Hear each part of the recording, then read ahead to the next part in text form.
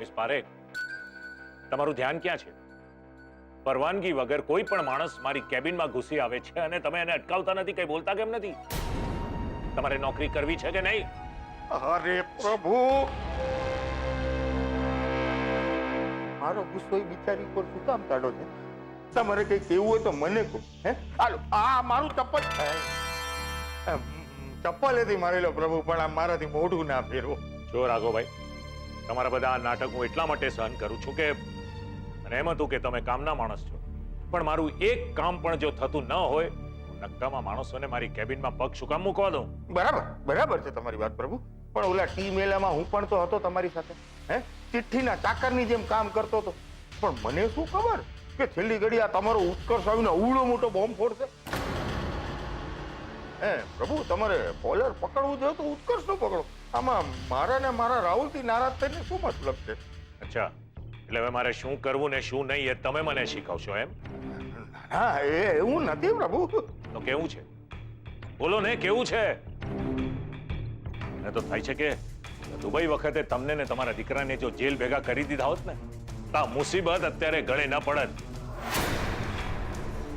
અરે માણસ સહન કરી કરીને કેટલું કરે, અને હું કેટલા ચાન્સ આપું એને? આમને આમ જો ચાલતું રહ્યું ને, બહુ મોટી ગડબડ થઈ જશે. એટલે તમે કેવા શું માંગો છો? એટલે તમે કેવા શું માંગો છો ને પ્રભુ, એ મને સમજાતું જ નથી. હે તમારું ગણિત તો ભગવાન જાણે, મને નથી સમજાતું. હે એક તરફ તમે સેજલને તમારી ઓફિસે નોકરીએ રાખો છો, બીજી બાજુ કિંજલ સામે મારા રાહુલિયાને ટીમેલામાં ઉભો રાખો છો. પ્રભુ, મને એ નથી સમજાતું કે તમે પોલીસ પક્ષે છો કે ચોર પક્ષે? બોલો બોલો. ના, એવું નથી પ્રભુ. તો કેવું છે? કેવું છે? એટલે પ્રભુ, તમે કઈ સાચું બોલો તો મને કઈ સમજાય. સાચું એ છે કે સેજલ અને રૂપેશના લગ્નના પક્ષમાં હું નથી. તો પછી આ કિંજલ સામે ધામધૂમથી લગ્ન કરવાની શરત તમે જ મૂકી હતી. લગ્ન ભોગ કરવા માટે કંઈક તો બાનું જોઈએ ને. મને થયું કે કિંજલ ભલે ગદ્દા મજૂરી કર્યા કરતી, મેં મારા બીજા પ્લાનની શરૂઆત તો કરી જ દીધી છે.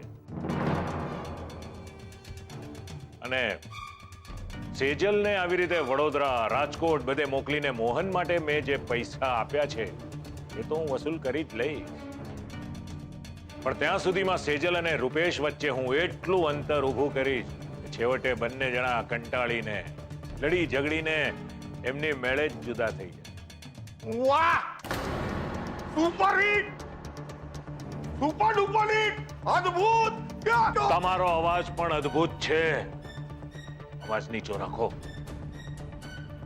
સેજલના કાને જો વાત પડશે ને તો મારો પ્લાન શરૂ થતા પહેલા જ ચોપટ થઈ જશે. એટલે હા, લે તમારી બી ચૂપ ને મારી બી ચૂપ. ક્યાં વાત હે પ્રભુ, દો તાલી. ચૂપ.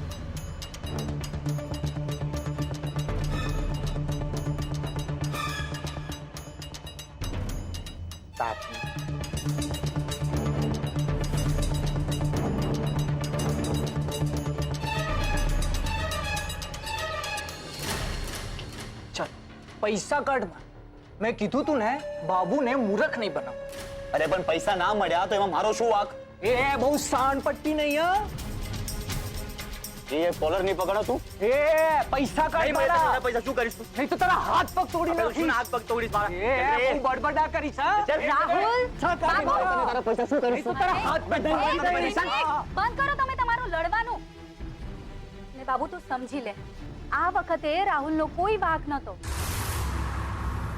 એ સાચે જ તને પૈસા આપવા માંગતો હતો, પણ છેલ્લી ઘડીએ આની બેનનો ઓલો રાંઝો ટપકી પડ્યો ને આખી બાજી હાથમાંથી ગઈ. તો પછી એને જીવતો શું કામ જવા દીધો?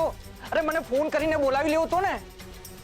એની બધી આશિકી કાઢી. ઓ ભાઈ, આ બધું એટલું સહેલું નથી, અને તું આ બધામાં નહીં પડા. એ સાણા, શું કામ ના પડું એટલે? હે, આ તમારા કારણે આટલો બધો માર પડ્યો છે.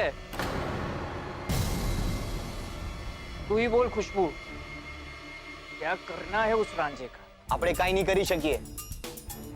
એ બંને ચાપ્ટર છે. આપણે નહીં પહોંચી શકીએ એ બંનેને. એવું કોઈ દિવસ નહીં બને. હવે તો એવું કંઈક જબરું અને મોટું કરવું છે કે હીર અને રાંઝા ક્યાંય નાય નહીં રહે.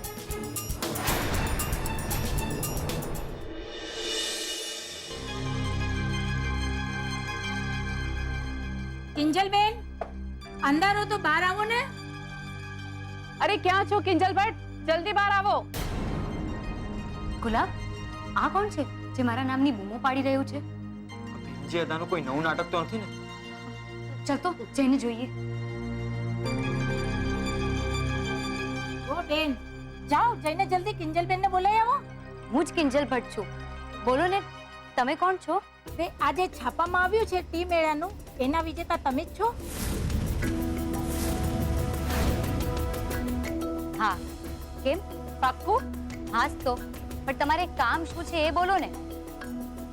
મોરચો કાઢવો છે? વાંધો છે? બોલો, કામ શું છે તમારે અહીંયા? અરે અમે તો તમારી ચાના વખાણ સાંભળ્યા છે. આજે દૂર બજારેથી રિક્ષા કરીને આવ્યા છીએ. તમારા હાથની ચા પીવા. અચ્છા, એમ વાત છે. તો આવો, પધારો પધારો. અને હા, આજની ચા તમને અમારા તરફથી એકદમ ફ્રી. એ ઊભી રે. જરા તો આજ નાત બારનું પાટ્યું. અરે કિંજલબેન, આ શું છે? તમને નાત બાર કાઢવામાં આવ્યા છે? હા. કેમ? કારણ કે હું એક દીકરી થઈને રસોડું ના સંભાળતા દુકાનનો ગલ્લો સંભાળી રહી છું. ને એના ઇનામમાં અમારા ભીમજી અદાએ આ આશીર્વાદ આપ્યા છે. અરે તો અમારે તમારી દુકાનની ચા પીવા માટે વિચાર કરવો પડશે. અરે એમાં વિચારવાનું શું હોય? ચાલ હવે. સાંભળો. રેવા દ્યો પપ્પા. આવા લોકો દુકાને ચા પીવા ન આવે એ જ સારું છે. નથી તારું નથી. જે કઈ થાય છે ને એ કારણે થાય છે. નહીં પપ્પા, તમે આ પાટિયું નહીં ઉતારો.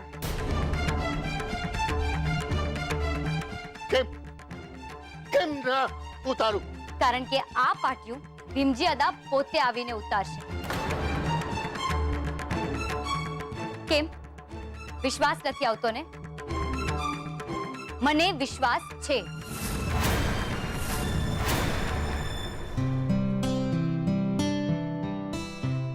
પપ્પાજી, આ કોલાવાડ વાળી ફાઇલ, આમાં મેં કરેલા કામની બધી જ ડિટેલ્સ છે અને રાજકોટ વાળા કામની ડિટેલ્સ હું તમને ઈમેલ કરી દઈશ.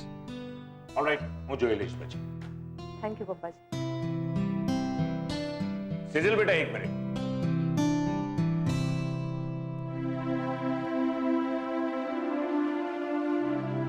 કોંગ્રેચ્યુલેશન્સ.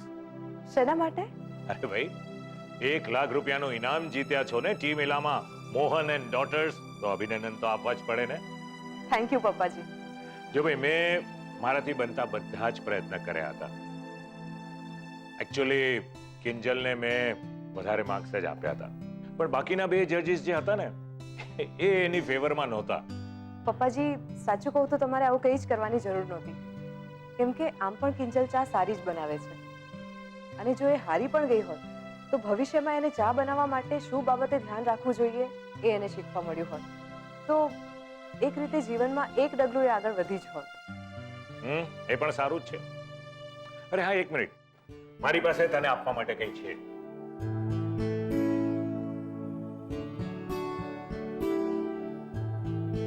આપણે ત્યાં મહિનાની છેલ્લી તારીખે દરેક એમ્પ્લોયીને પગાર આપવાનો રિવાજ છે, તો તને કેમ નહીં?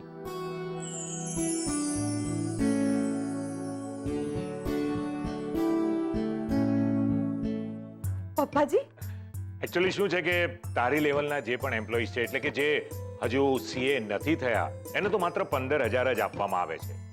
તારી વાત જુદી છે. તું મહેનત પણ બહુ જ કરે છે, એટલે તને 20,000 આપવાનો મેં નિર્ણય કર્યો છે.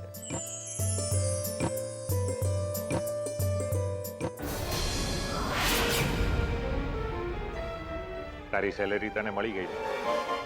બેટા હવે તારા જ શબ્દો પ્રમાણે તારા પપ્પાની સારવારના પૈસા જે તારે મને ચૂકવવાના છે એનો હપ્તો મને મળી ગયો. મારો પહેલો હપ્તો. બરાબર ને? જી પપ્પાજી. સારું તો હું જાઉં. એક મિનિટ. જો બેટા, એક તો તું માસુક સંઘવીના ઘરની લક્ષ્મી છે અને આજે મહિનાની છેલ્લી તારીખ છે, તો તું ખાલી હાથે જાય એ તો મને પણ ન ગમે ને. હાલે આ 5000 રૂપિયા રાખી. ના ના પપ્પાજી, આની કઈ જરૂર નથી. સેજલ બેટા, અત્યારે મોહન એન્ડ ડોટર્સને જો સૌથી વધારે જરૂર હોય ને તો એ પૈસાની છે. અને આ હું તને નથી આપતો. મેં તને કહ્યું હતું ને કે આપણા એમ્પ્લોયી જ્યારે પણ બહારગામ જાય ત્યારે એમના પગારની સાથે એમને થોડો વધારો કરી આપવામાં આવે છે. આ એના પૈસા છે. તું વડોદરા રાજકોટ ગઈ હતી ને, એને માટે આપું છું. ઓકે, રાખી લે. કન્વેન્સ. ભલે.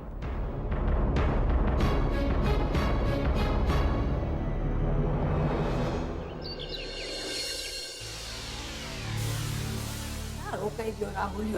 રાઘવે હઠ આવતો નથી. હા બા, પણ તમે કોની સાથે ફોનમાં વાત કરી એ તો કહો. હવે તું તારું કામ કર ને પંચાયણ. કોનો ફોન હતો ને કોની હારે વાત કરતી હતી? તારે અહેવાલ લખીને છાપામાં દેવાનો છે? ના. તો પછી ચૂપ રહે ને. બોલો બા, આવી ગયો. ઘરે કેમ જલ્દી બોલાવ્યો? અરે કહું છું, તારો બાપ ક્યાં? મને શું ખબર? કેમ, શું થયું? ઓરે ભીમજી ઓદા આવે છે. હાય હાય. ના એટલે કેમ? એક કામ કર, આપણા ઘરમાં ફોન પડ્યો જ ને, એમાં જોઈને ભીમજી ઓદાનો નંબર ઘૂમે અને પૂછ, હાય ઓદા તમે કેમ આવો છો? મૂર્ખી, મને હું ખબર કે હું કામ આવે છે. મને બસ ફોન કરીને એટલું કીધું, બસમાં બેહી ગયો છું અને તમે બધા મોહનની દુકાને પહોંચો અને ફોન કટ. તો નક્કી બા, લાસ્ટ ટાઈમની જે ઓલી મીઠી ને શાંતા આવેલી ને, એનાથી મોટા ધડાકાની તૈયારી સાથે ભીમજી અદા ત્રાટકવાના. લખી રાખજો. એ વાત સાચી હો. ઓલી વખતે ફિલ્મ તે બતાવી હતી ને, આ વખતે હું તને બતાવું. હાલ હાલ જલ્દી પહોંચે મોહનની દુકાને. હા, તો હું પપ્પાને ફોન કરીને કહી દઉં છું કે ડાયરેક્ટ દુકાને પહોંચે. ટિકિટ અમે લઈ રાખી છે. હા, ફિલ્મ જુઓ અને ફિલ્મ ઉતારો હમદુલ મફતમાં. હાલ હાલ. આ લોકો મોહનભાઈને એક દિવસ પણ શાંતિથી જીવવા નથી દેતા. એ ઉભો રે રાહુલિયા. ને તારા નામની ટિકિટ એ કઢાવી છે હો, કે પછી કહું રાઘવ ને તારા નામની ટિકિટ ફાળવા હાટું? એના ડાબા હાથે તારા જમણા ગાલ ઉપર. હાલ હવે હાથે ગુડા.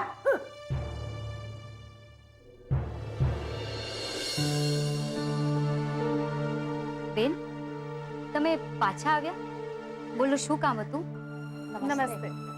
હું પ્રેમા જૈન છું અને આ જયશ્રી દોશી. અમે બંને યુવા લેડીઝ એસોસિએશનના પ્રેસિડેન્ટ અને સેક્રેટરી છીએ. અમે યુવા શક્તિ અને યુવા એન્ટરપ્રેનરને સમાજમાં આગળ વધવાની તક આપીએ છીએ. અને ખાસ કરીને સરકારનું જે અભિયાન છે, દીકરી ભણાવો દીકરી બચાવો, એનો બને એટલો વધારે ને વધારે પ્રચાર કરવાના પ્રયત્ન કરીએ છીએ.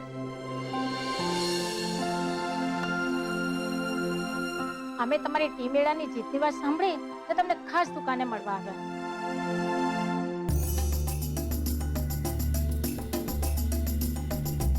પણ જ્યારે અમે નાતાળનું પાટિયું જોયું ત્યારે અમે વિચાર્યું કે અમે પોતાની પૂરી તૈયારી સાથે જ તમને મળીએ.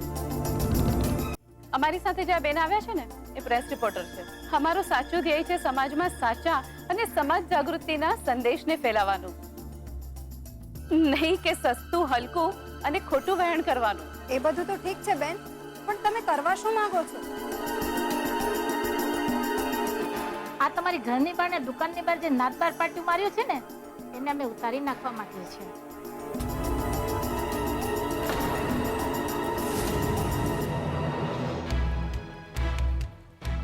વાહ, પાછા પ્રેસ વાળા આવ્યા છે. લાગે છે મજા આવશે. તું તારે પિક્ચર જોયા રાખ ને શાંતિથી. જો જો જો, કિંજલડીના મોઢાનો રંગ જો કેવો ઉડી ગયો છે. ના ના, એવું નહીં કરતા પ્લીઝ. આ પાટિયું અમારા ભીમજી અદાએ લગાવ્યું છે. અમને ખબર છે, અમે બધી જ પૂછપરછ કરી છે. અમે દ્રઢપણે માનીએ છીએ કે આવા પાટિયા સમાજના હલકા અને સંકુચિત વિચારસરણીનું જ પ્રતિબિંબ છે. અને હવે સમય આવી ગયો છે કે આવા વિચારોને જળમૂળથી સમાજથી ઉખેડી નાખવો જોઈએ. લો બોલો, આવી મોટી સમાજ સુધારવા વાળી એને હજી ખબર નથી લાગતી કે ભીમજી અદા આવી ગયા છે. અરે એક લાકડી ઉગામશે ને તો તારી આખી સમિતિ જળ મૂળ હાથે ઉખડી જાય. જુઓ, તમારી ભાવનાને માટે આભાર.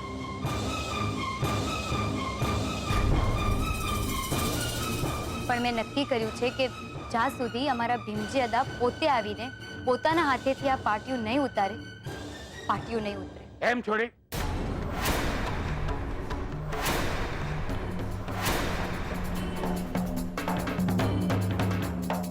તો તને એટલો વિશ્વાસ છે કે તું નાતની માફી નહીં માગે તો પણ આ ભીમજી હતો આ પાટી ઉતારશે, અને એ પણ પોતાના હાથે?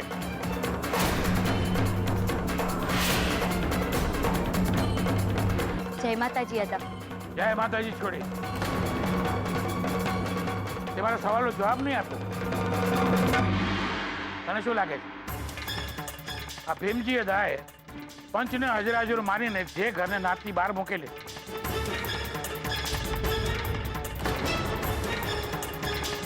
એ ઘરનું પાટિયું પોતે ઉતારશે પોતાના હાથે?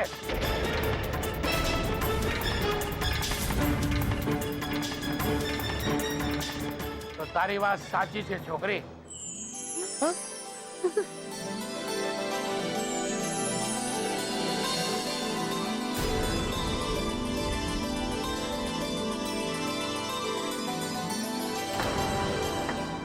શું મીરા વહુ, સંભળાય છે આ ઠક ઠક અવાજ? પેલા પર તો તમે અવાજ સાંભળ્યો હતો ને, પાટિયું લગાડ્યું હતું ત્યારે? ઓ ભાઈ, રહેવા દો. આ શું કરો છો? હા દા, જ્યારે તમે અમારા ઘરની બહાર ન્યાત બારનું પાટિયું લગાવડાવ્યું હતું ત્યારે આ અવાજ આવ્યો. તો હવે અત્યારે એ પાટિયું ઉતારતી વખતે પણ અવાજ તો આવવો જોઈએ ને?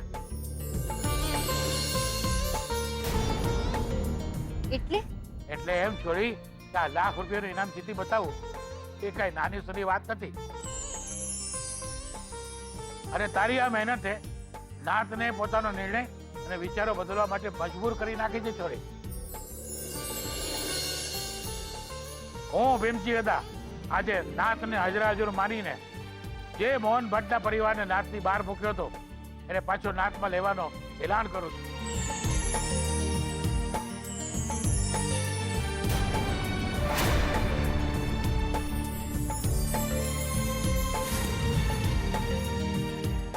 અને ત્યાંથી આ દરમિયાન મોહન ભટ્ટના પરિવારને જે તકલીફ પડી છે, જે મુસીબતો વેઠવી પડી છે, એ બદલ ન્યાત અને ભીમજી હતો તમારી માફી માંગે છે. નહીં નહીં અદા, તમારે માફી નહીં. બા, તમે કયું પિક્ચર જોવા લઈ આવ્યો છો મને? સાચું કહી રહ્યો છો ભવન. માત્ર માફી નહીં, મારે તો કાન પકડવા જોઈએ. કાન.